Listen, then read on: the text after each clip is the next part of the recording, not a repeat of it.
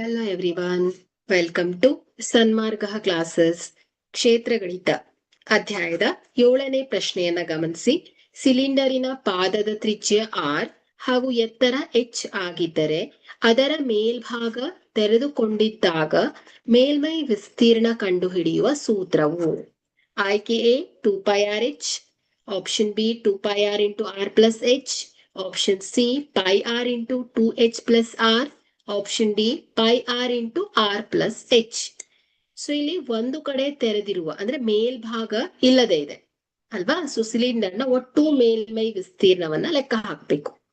So ಇಲ್ಲಿ ಮೇಲಿನ ಮುಖಗಳು ಓಪನ್ ಇದೆ ಅಂದ್ರೆ ಸೊ ಇದರ ಒಟ್ಟು ವಿಸ್ತೀರ್ಣ ಏನಾಗತ್ತೆ, ಪಾರ್ಶ್ವ ಮೇಲ್ಮೈ ವಿಸ್ತೀರ್ಣ ಪ್ಲಸ್ ತಳಭಾಗದ ವಿಸ್ತೀರ್ಣಗಳ ಮೊತ್ತ ಆಗತ್ತೆ.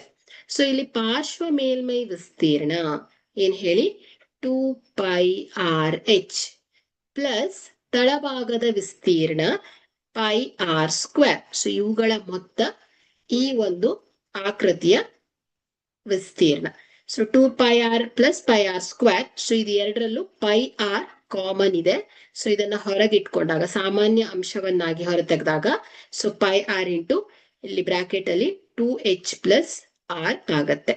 ಸೊ ಹಾಗಾದ್ರೆ ಇಲ್ಲಿ ಕೊಟ್ಟಿರುವಂತಹ ಆಯ್ಕೆಯನ್ನ ಗಮನಿಸಿದ್ರೆ ಸಿ ಸರಿಯಾದ ಆಯ್ಕೆ ಆಗತ್ತೆ. ಅದರ ಮೇಲ್ಭಾಗ ತೆರೆದುಕೊಂಡಿದ್ದಾಗ ಮೇಲ್ಮೈ ವಿಸ್ತೀರ್ಣ ಕಂಡುಹಿಡಿಯುವ ಸೂತ್ರ ಏನಾಗತ್ತೆ ಹೇಳಿ, πr into 2h plus r ಆಗಿದೆ.